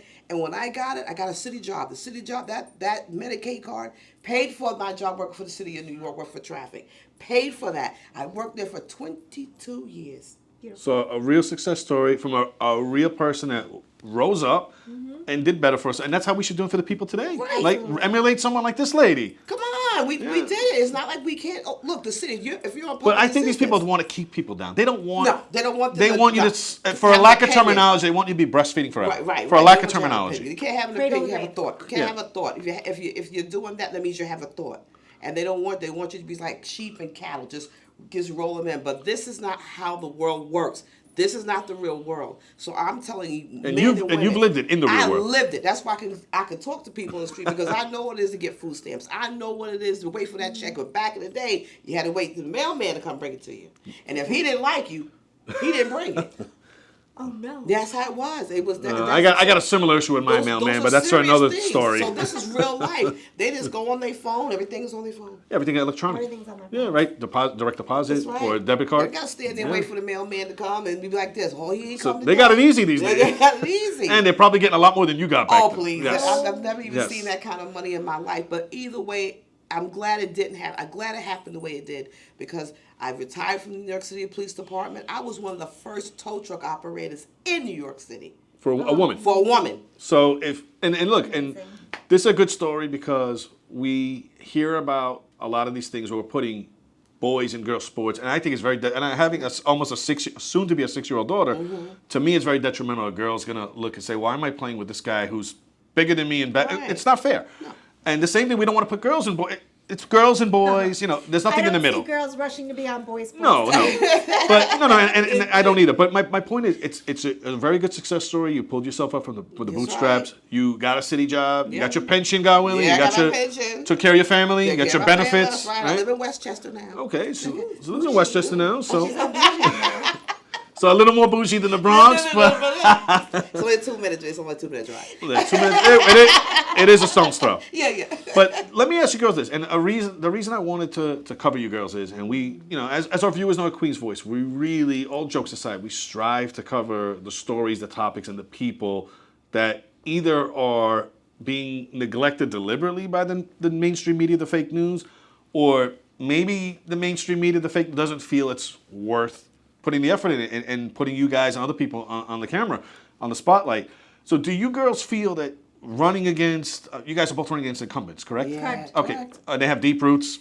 Yeah, Okay. Well, yeah, A yours. bit, and I'm Mine not trying to be a kinda- wise guy, but she's kind of shallow, but you. all right, but you a little more shallow, but Yeah. establishment people Yes, they're with, established. and I'm not trying to be a wise guy, but I'm just gonna go out on a limb and say this story will repeat itself where they have a huge war chest compared to Yes. what you girls have. Oh, I got it, buddy. I'm sure you girls haven't taken big checks from Pfizer No. or special interest. I didn't even qualify for matching funds because I didn't enter my race until March. I didn't know what matching funds was. Okay. And honestly, I'm so glad I'm not part of matching funds. You have to bend over backwards You to do. meet those requirements. You do. And it really puts a strain on first-time candidates. Yes. The number of It's tedious. donations, Yeah, the it really amount is. of a donation, they really make you work And for it. prior to that, you got to get all your signatures, Yes. and that's another. That's You so know, perfect. they'll find. You know, I heard you need 500. You get 2,000 because they're going to find so many things wrong with them. And, Exactly. You know. Well, they did that to another candidate who tried to run for U.S. Senate. Which, We've heard from quite. Unfortunately, Yes. that happens a but lot. Yeah. it's so the issue is that they don't have the district leaders at that base level that I know about. That's- Did you know about? no. No. So we don't know about who the district leaders are who are supposed to know where to go and get the signatures to help you get those signatures. And obviously, if you're going against the establishment, they're most likely to be Democratic district leaders who probably aren't going to want to reach out and help you girls. Well, they're supposed to have both parties Sup- represented in every supposed district to, leader, but the reality is, I'm sure they're not bending over backwards for you girls. And I'm not trying to be facetious, but they're not. it is the They're not. reality They're that not they're gonna probably talk. not going to go bend over backwards No, for you they're guys. not gonna talk. Well, I think at this point, so many people have listened to the narrative at mainstream media, the national level. New York is deep blue, New York is deep blue. But when you look at the heat map of how New York votes, you have very few people turning out to vote in the city boroughs. That's Yes. It's less than 50%. Very small turnout. 30% of the city. And you would think with all the issues we're facing as New Yorkers, Yes. New York City, just New York City, forget the state, but with all the issues in the 5 boroughs we're facing, you would think people should be lines around blocks. Now, as Country said, I met a young man on White Plains Road Labor Day weekend. As Country said it, he said, "It's all rigged. Why should we come vote?" Yeah, we're gonna. But you know what? So rigged, so His rigged. words. You know what? Honestly, a lot of people say that to us. You know, mostly off camera. We speak to a lot of friends, and just people in general in the streets. Like we'll do a lot of street interviews, and as many as we post, there's many more we don't because people will talk to us, but off camera, which is a lot of people are shy, or course. we've had people say, at Trump rallies, I can't say anything. I'm afraid I'll get fired. Yeah. Okay, Right, or right. whatever. I don't want my boss to see this. I don't want my friends. It's okay. We don't force anyone to get on camera, but. You would think with the plethora of issues, the boot that is on top of us from the government here, the horrible policies that the one-party city and state people are doing, that at least New York City would mobilize, get out. There should be lines around all these schools and voting. Used to be. There should be, right? I mean, this should be like a concert. There should be lines going everywhere with crowd control, but it's usually when I go in to vote, it's 1, 2, 3, and one thing that bothers me, and I do it just to be an SOB, here's my ID. Oh, we believe you, sir. You do, because I know someone's name and address. So this is something that's very, very concerning to me. I can't go into a public school if I have to go visit my daughter, bring a project. I have to, even though they know me, I have to sign in, show state ID, right? I go to FedEx, I miss a package. What's the first thing they say? Sir, do you have ID? Go into your post office, you missed a letter or a certified letter. Sir, do you have ID? That's right. And even if you go to a private office building, if I wanted to visit you guys, Sir. you have to sign in. To buy a bottle of Robitussin, you need ID. Yes. And also to buy alcohol or cannabis. Yeah. You need ID. Cigarettes. Cigarettes, Yeah. etc. Tobacco. Yeah. So my point is, why is it that, and it's not just in New York, but a lot of pushback here. Yeah. And look, there was a very silly thing that, I forgot who did a video, but I watched a video where they said the reason that they don't want to do that is because most black people don't have ID. That's not true. And, not true. and it gets better. And most Yeah, I people saw that don't video. have don't have access to a DMV Computer. or internet. That's not true. Yeah, that's not And true. we joked around a few times, and I don't know if we released all of it, but we happen to just stop certain black people, talk to them, and say, "Let me ask you, do you have internet?" Of course I do. Do you have ID? I've got a passport. I got this. And everyone, well, why would you say that? And I was like, well, we've been hearing from a lot of the Democratic narrative that the reason they're so against voter ID is so many of our black citizens don't have internet, computers, access to DMV, and that's the reason that we shouldn't have ID. And I would think most people, whether you're black, white, or Right. green, want ID because you want to know that election was certified. That's right. And look, for example, France can count their whole presidential in one evening. How come this country can't? We're supposed to be a first world country, a first world city. How come the United States of America cannot clearly, decisively They can. say, They can. well, They we don't. can. We can. But not like Detroit where they black out with newspapers on the window and your binoculars are 3 football fields away. But with all that crazy junk that happens, on a serious note, this is a first grade country. We should be setting the example for the world, not playing these shenanigans with our own citizens. And it's just something like we have to get voter ID, I think, across the board. And I think if the citizens in any state knew that, they would feel, hey, we know you checked your ID, they checked mine. All right, those are real votes. Not that someone's fish voted, someone who died on D-Day voted, and someone voted in 5 states lately. And then someone who was underage voted. It's crazy. The voter rolls are plagued with people who have left New York. Died. That's actually less of an issue then there's other issues. There's a lot that of are issues. More so Some than are more- that. But yeah. there are many, many issues. But the people not coming out to vote, of the 13 million registered, 6 million staying home in 2022. So that's more than half. More than half. That's unacceptable. Completely So unacceptable. to our viewers out there, if you're not registered, shame on you. No matter what your part, I mean, honestly, it's as American as apple pie. You got to go out and vote. And for those of you citizens out there who, whatever you're independent, you're a Democrat, you're a Republican, conservative, whatever your affiliation is with your party, you sitting on the couch and not voting, I'm sorry to say, nothing's going to change and get better in anywhere in this country if people don't get off their asses and vote. That's right. You cannot be a Monday morning quarterback in 2024. No. You have to be a player on the field. That's right. I agree. That's I don't think anyone could say it better. You got to be a player on the field. That's Yeah. right. Be a player on the field. And I mean, listen, we all know friends, maybe some neighbors, coworkers that bitch and moan and never go to vote. Whether they're registered or not, they'll complain, but they will never go into vote. They will never vote for anybody. No. I registered my best friend, 53 years old. She is voting this year for the first time. All right, well, it's a better late than never. Yeah, yeah. Better late than I never. had a young lady that she called me. I met her at church, and she called me the other day. She said, "Edwinna, I'm having a hard time. I want to become a citizen, and then they haven't called me yet." She's from Jamaica. Haven't called me yet. I'm like, "Well, I don't know who to call." You know? and so, but she called me Monday. She became a citizen, and she's going to vote for me. Yes! All right, She very said, nice. I want to vote for you because Oh, I you're love for it. the people. So her first Her first voting voting. is going to be for you. It's going to be for me. That's amazing. Great I love story. that. And I'm like, this is what America's all about. This is That's what right. New York State is all about. That's right. She did it right. Yeah. She paid her taxes. She did everything She came right. here the right way. She came here. She got in line like Got in everybody line. else. Yes. Yeah. And then she took it. And I'll tell you something. You know, I told you my wife happens to be from Brazil, and she came here legally. She and a lot of other people I know are very adamantly upset with this influx of people coming here because people, and you know, listen, there's a lot of people. We have a friend of ours. He's got a friend of ours, David, who comes on the show sometimes. He's got family in Colombia. I think 12 years. They've been waiting to get a visa, and they're still waiting. And you put on your TV, and you're seeing these people just. It's almost like our border patrol is the concierge for the cartel. Yeah. Hey, come on over here. They're just like almost like they're sitting you down in a movie theater. It's sickening. Yeah, And it again, is. it's demoralizing Yes. people who have taken the tough jobs, that front line. Tough jobs. Demoralize them because that's what you need to do if you want to take over a country. You demoralize the people who are Yes. supposed to defend your country, and that's what's happened here. Yeah, that's what happened. And if you listen to what the Border Patrol Union says, they're never supporting Harris or Biden. I wonder why. They contradict their statements that, or what's a good name for our friend Mayorkas? I mean, he's just a liar. If you see what he says, yes, the border's under control. No, it's not. Yes, I mean, he changes stories. I mean, every day. This guy, he doesn't know what what to Edwina, say. what do you think? Should we invite Mr. Mayorkas and Ms. Harris to come to the Bronx one Of day? course, we we'll need give them a to. tour Yeah, ourselves, yeah, right? we'll We'll do that. definitely will. But we'll put that invitation out there. Yeah. Well, listen, I don't know if Mayorkas watches. I don't think Crazy Kamala does. But if either one of you are watching, you heard it from these two ladies here. That's They would right. love to give you a tour of the Come Bronx. on. See how your policies have affected their constituents. That's right.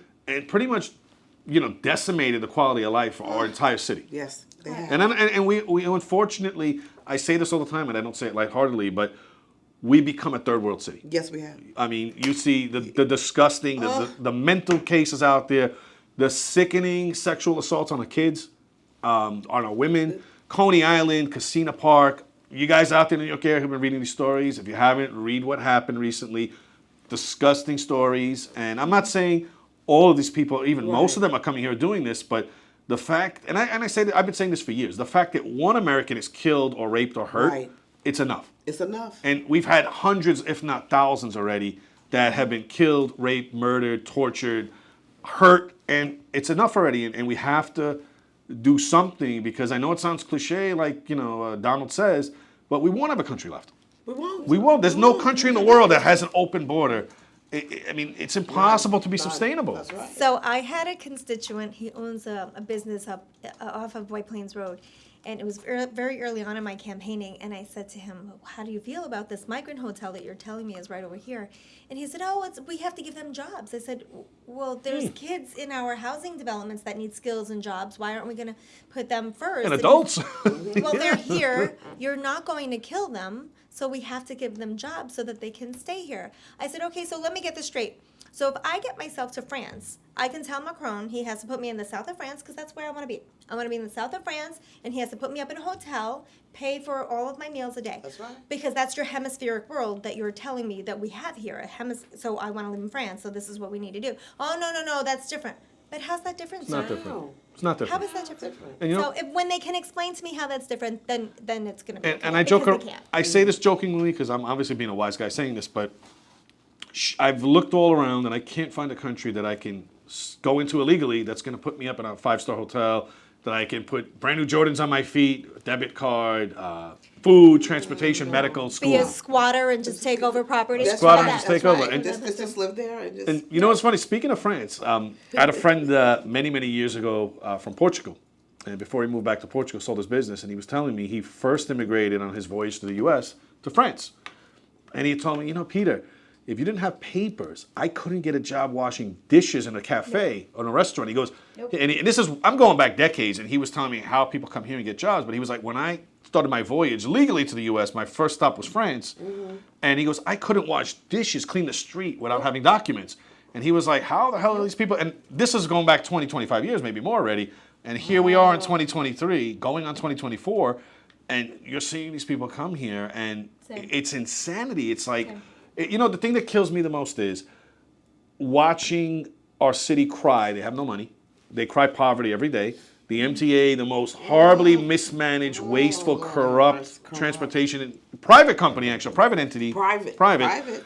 And which brings me Like to one. Treasury. Yeah, and it's just disgusting that we're putting our Americans last. We're putting these people first, and even when they rape, kill, murder, pillage us, we still support them financially. I mean, and they're out 2 hours later, and like I say this, you know, all the time. If they're willing to shoot at cops in Times Square in broad daylight, what the hell would they do to us? Right. What would stop them from shooting at us at any time?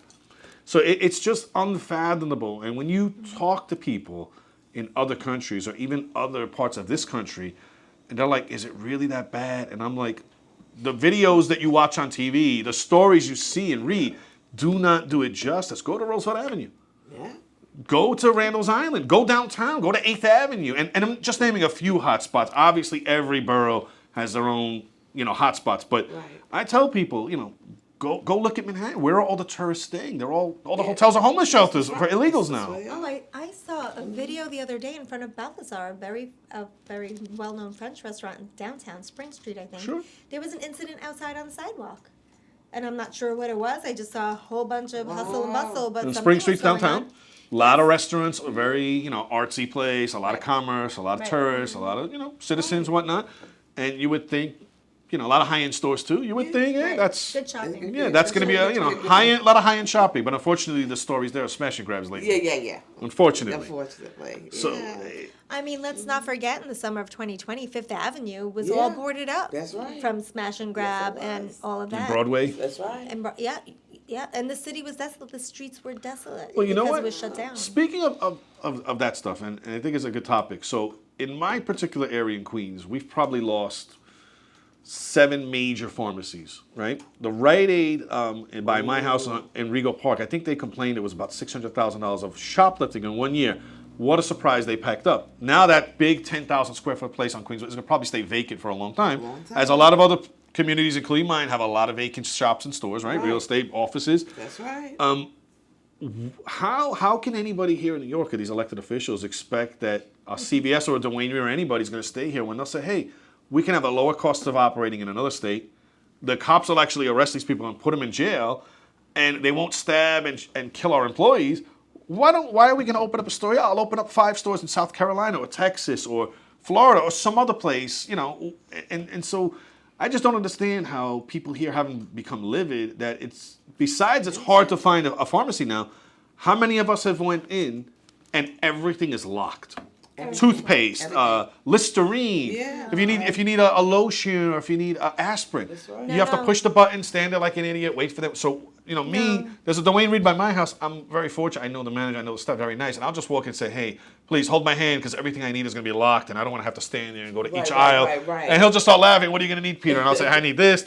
All right, let's go." I say, "Please bring all your keys." Because you don't want to go in so it's a 10-minute store, a 10-minute trip, Yeah. and then you're like, push the button, wait for help.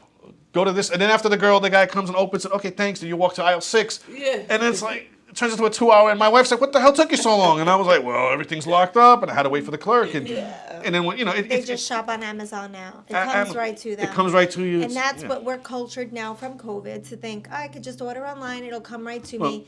There's another clothing store that I used to shop at that, it's closing stores, but you can still shop So get online. on Amazon. Or online. You can shop online. Just And, online. and you know It'll what? come right to you. Speaking of the COVID in the stores, so we remember when first it was Cuomo and then Hochul and obviously de Blasio and Adams for governor and mayor seats here, but we were told stay out of the mom and pop stores, but the big chains like Home Depot, those were okay. But if I went to Joe's hardware store, I could catch something, but not at Home Depot with 2,000 people there. So the way I look at it, and a lot of people that we talk to, and just people I speak to personally, friends, and whatnot, and neighbors, a lot of us believe that they were deliberately trying to put the boot on the neck and kill that small mom and pop nail salon or whatever, or that little hardware store, or the little bodega. But you could go to Stop and Shop, or BJ's, or Costco, Home Depot, and Lowe's. Don't forget the liquor stores that were still open. That's right. Liquor stores. But ironically, minus the liquor stores, because they're usually mom and pop. But didn't it seem a little ironic that we were trying to just snuff out the mom and pops and just shop at the big chains? It's the control. Nothing against Home Depot. I mean, I shopped there. Yeah, but it's the control. It's like, you said, like waiting online to get vegetables. That's all that controlledness.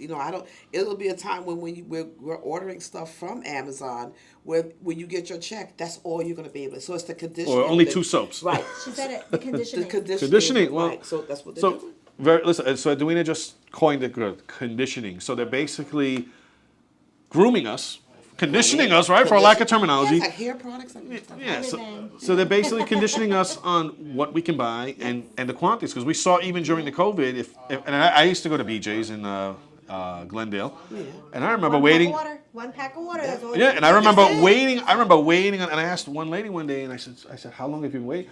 Oh, sir, it took me about 2-3 hours to get in. And I remember my wife was like, do they have that? And I was like, I'll let you know in 2-3 hours. What do you mean 2? I was like, well, lady in front of me took 2-3 hours, and the line's bigger now, and I'm the last one. 10 people in a store at a time. So Yeah. they had to watch. So in the supermarket. And they would remember they would count, clicking at the little thing, 1, 2, almost like you're going into a concert.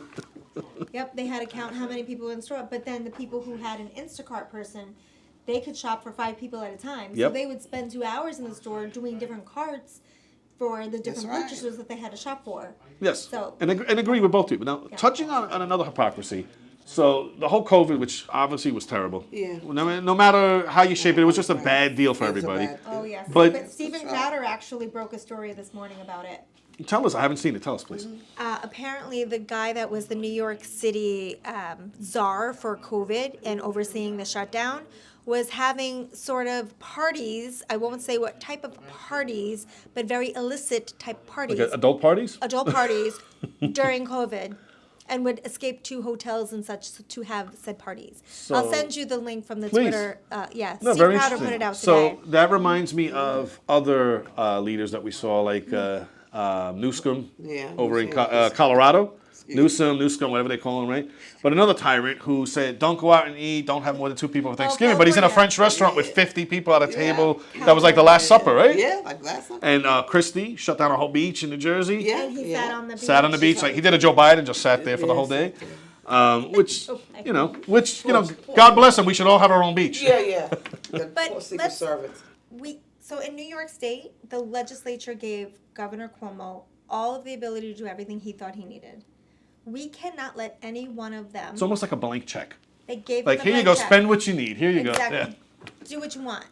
They washed their hands of responsibility, but they were still responsible, and they should have at some point said, our constituents deserve better. Give us more answers. They didn't ask for that. Hispanic and Black businesses closed in large numbers across New York State, not just in the city. Yeah. You cannot drive down White Plains Road or Tremont Avenue here and look and say, oh, look at how they flourished post-COVID. We have not. No. So if Kamala Harris and Joe Biden want to talk about the recovery, the economic recovery they oversaw. Where is it? We don't feel that in the No, Bronx. we We don't. don't see We that must have anywhere. missed it in New York in Yeah, general. New York is just right. Totally glazed over in New York. So the people in New York, you get to hold them accountable this year first by electing a whole new assembly and senate. And then in 2 years, we get rid of Kathy Hochul. We vote her That's right, out. vote her I out. hope that the party is smart enough to primary her because she will no way last through a general election. No, she will not. And we can She have a little barely bit more made it the respect. last She one. barely did. And honestly, I think they gave it to her. yeah, I mean, They gave it to her. she barely Not made theirs to give. I know. She barely made it, and honestly, I think it was like, which is sounds like not, in New York, it's not much, 300,000 votes or so. It's not in a populated city and state that we have. It's not a heck of a lot of a Right. distance. You know, if it was a small state, maybe it's a blowout, but not for the population we have as for a governor race. Right. And I really thought that Lee was going to win. I did We too. we probably I did wouldn't be in too. this mess if he did. Yeah, I We did we'd too. probably be recovering if he did. Yeah. I mean, if he wasn't gonna get the seats in the Senate and Assembly to help do what he needed to do He to would kinda be properly handcuffed. Gotta be handcuffed. redirect New York State out of this Yeah. mischief, so I think he would have been handcuffed a little bit. But it would have been better because he would have pocket vetoed something. Right, right. But if the supermajority was still in the Senate and Assembly, but you have to question, if he truly didn't lose, who else truly didn't lose? And I will phrase it that way. You know what? That's something to think about. Really, that's Yeah, something it to chew is. on. Yeah, Yeah. it really is. So we spoke about the election integrity. A lot of people, not just in our city but in our country, don't trust. They just don't trust the elections anymore.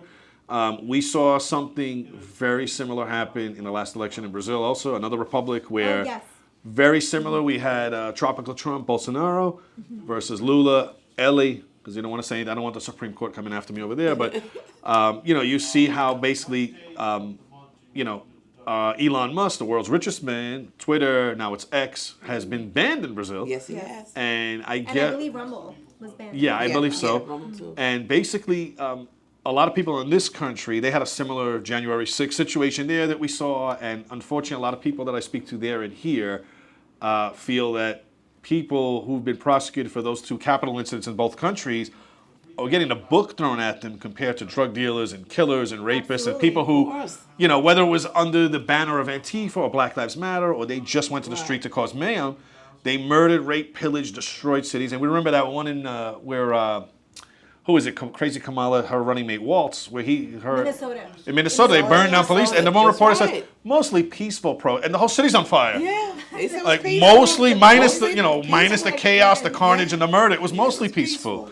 What was really sad about that, someone was on the streets after the city had burned, and an elderly black woman said, "They burned down our grocery store. I've got nowhere to go get food." And I guarantee that grocery store's not opening up anytime soon, unfortunately. That's good. No. And then this happened across the country. Yeah. Yes, it did. It did. It really did. And a lot of these people, you know, I believe took advantage of the situation that they saw. Hey, Antifa's out there, Black Lives Matter, and other bad actors came out, anarchists, and said, "Hey, let's just get in the mix and And burn let's- things down and until steal and rape and kill and That's murder right. everybody." Until And we why get- not? yeah. That's that mob mentality. Mob mentality. When you're caught in that mob mentality and you see one person breaking a window, I'm not going to say I know who did it, but you just get caught up in the emotion and the adrenaline of the moment. You know, Yeah. like you're a race car driver. You gotta, Yeah. I got to get in the first place. That kind of mentality. But what happened with the people with January 6th, no one was charged with insurrection. Right. You have grandmothers with cancer being put in jail for trespass. Trespass of the people's house. Well, one thing I want to add too, ladies, is the fake news the mainstream media neglected, and they still neglect to show. Like there was the one guy that sat on Pelosi's desk and put his feet up and had the fur hat. But there was an earlier video where he was being escorted by armed Capitol Police officers, almost like he was on a museum tour. Yeah, yeah. The guy- And there were other Yeah. people too. And then we Yeah. also had that one woman that we should remember that I believe Roseanne Boylan. the Air Force veteran that for whatever reason. Oh no, that was I forgot her- Ashley Babbitt. That's Ashley Babbitt. That whatever reason, one of those crazy Capitol Police decided it was in his best interest to shoot the woman. Yeah. And I mean, killed her in cold blood. So She wasn't armed. She was a veteran. No, I she have wasn't. questions about that though. Why didn't the glass shatter if he shot through the glass? That's a good question. Yeah. Good question. I think the shot came from within the crowd. And there was a man, a known Antifa gentleman in the crowd that then grabbed his backpack and ran down the stairs. I a wouldn't good put it one. past. There was a lot of That's chaos it, that day. Yeah. That's the only thing I saw from the video, but what do I know? I'm just a girl from the Bronx. Well, listen, but with the two girls from the Bronx here. Yeah, yeah. Well, hey, I gotta look at that video again. One other thing that I found interesting was that there were several people I saw that had like Trump video. stuff on, like you know Trump hats supporters, And there's a video where they're telling several armed police in uniform, hey, why aren't you doing anything? Well, people were breaking things, and they were just standing at the barricade, just watching They were chaos given unfold. stand-down So orders. we Yeah, know by that they were Pelosi. told to stand down. We saw several people, including the man with the fur hat who put his feet on Pelosi's desk. He was given a tour, if you will. And I would urge everybody out there to just educate yourself. I know they're trying to Yes. suppress and censor those videos, but they're out there. Yeah, they're still out. And they're out there, and they're not. And I believe also that there were agitators who showed up, put on a Trump and a MAGA hat, and just Yeah. smash the window and Yeah. try to basically infiltrate. Basically a protest that probably wouldn't have turned violent and nobody would have got hurt or beat up or something like that. And I really believe there were instigators that, maybe George Soros sent them in and bought him some good MAGA gear, and who knows? I think more so than what actually happened on January 6th is looking at the one committee who was tasked with getting to the bottom of it. The video that they showed that the whole country took time to watch was produced by ABC producers with sound. When the videotapes were just video. They did Wait, you not mean the include same sound. ABC that did the last presidential debate? That when they asked Harris if people ABC? was it ABC when they asked Harris if you're better off, people are better off 4 years ago or not, and she said, "Well, I come from this kind of family," and they didn't make her say yes or no. No. Oh, those Same people. with Those people. Those people. The people that she went to college with? Yes, right. Yes, yeah. yes. She was for the sorority or the fraternity. Yeah. Delta, What do I know? Yeah. So we have a lot of as a country, as a city, as a state, we have a lot of issues here, unfortunately. And not to say we're the only state, but I think you girls are correct where we've coined it, where we're having our children being groomed. We're having basically the worst people in charge put the worst policies upon us to hurt us, hurt everybody. It doesn't matter where you're from, where you live. This is no good for anybody. Retired, gay, straight, skinny, fat, black, white. Doesn't matter who you are, what category you fall into, where you live in the Bronx or Queens. These are all very cruel, in my opinion. Hochul, I think, is a very vicious woman. Mayor Adams, I believe, is maybe not as vicious, but just as reckless. He's a crook, I believe. Yeah. Our last mayor was terrible too. I think he's worse, unfortunately. He was that cop Did that we he ever was. find the money that his wife was supposed to oversee? How Oh, much you was know that? that- 9 billion? How Yeah, much about was it? about nine million, Whose 9 wife? De million, Blasio? Yeah, De Yes. Blasio. Oh, Sheree. Yeah, yes, you're right. Okay, He so just you know what disappeared. we've touched on this. We've touched on this here in a few of the just conversation. But I'm glad you girls brought this up. So, if this was any other person's spouse or relative that basically was allocated a position that they had no knowledge or no skill set for, like obviously there would be a problem if they're like, "Hey, Peter, you're gonna fly the next rocket ship to the space station." I'm not qualified, and somebody should stop me. Yeah, someone really should. You know, stop me. Asking me to do that job. And obviously, I'm not qualified to be any czar of mental health in this city or even in any neighborhood in the city. But Right. if somebody said, "Hey, Peter Kafalis is now in charge of the mental health in New York, and here's $1 billion, and Peter's going to figure it out," stop me because I don't have the credentials. That's right. I really don't, and I don't deserve to put in that post. So the fact that he put his spouse in that position is obviously nepotism. And the fact that, on a serious note, we know it's at least $1 billion of taxpayer, at least $1 billion. Yeah. And the fact that nobody past or present is opening up the books to do an no. investigation, and then it's almost like, hey, whatever happened, who cares? Right. So this is the party that we're dealing with, guys. It's a one-party state and city.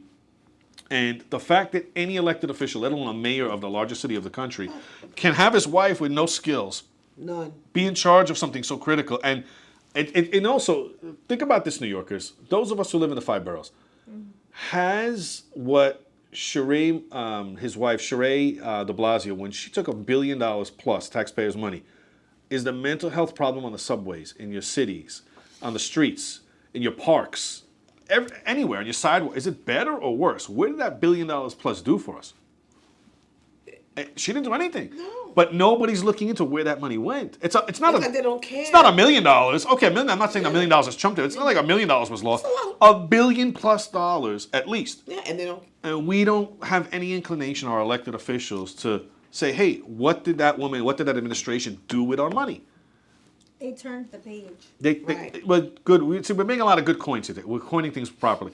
They turned the page. But you know what? That $1 billion could help how many of our elderly, our course, veterans, yes. our NYCHA people, Yeah, night our shift. mentally Yeah, ill people, our that are still in the homeless, street, our and- children with disabilities, That's right. are sick. I mean, it's just unfathomable. And I say this all the time. And I'm really, really, really upset right now with how the city's going. And I think all of us are. Yeah, we are. Everyone. It's unfathomable how the governor, the mayor, the city council, these elected folks in Albany, it's the state, city, and local level, how every policy, everything they do is just to destroy us. It's detrimental to our well-being, to our families, to our neighbors, to our children, to our grandchildren, and future generations. And I don't know how much longer as a nation, as a city, as a state we could take this, but I can tell you, we go around, Queen's Voice goes around we go around the country actually, but we do focus mostly in New York. And there's nobody that we talk to and they're like, yeah, everything's great. Everybody's upset, they're concerned, they're worried, they're scared, they're angry, they're pissed off, however you want to phrase it. Yeah.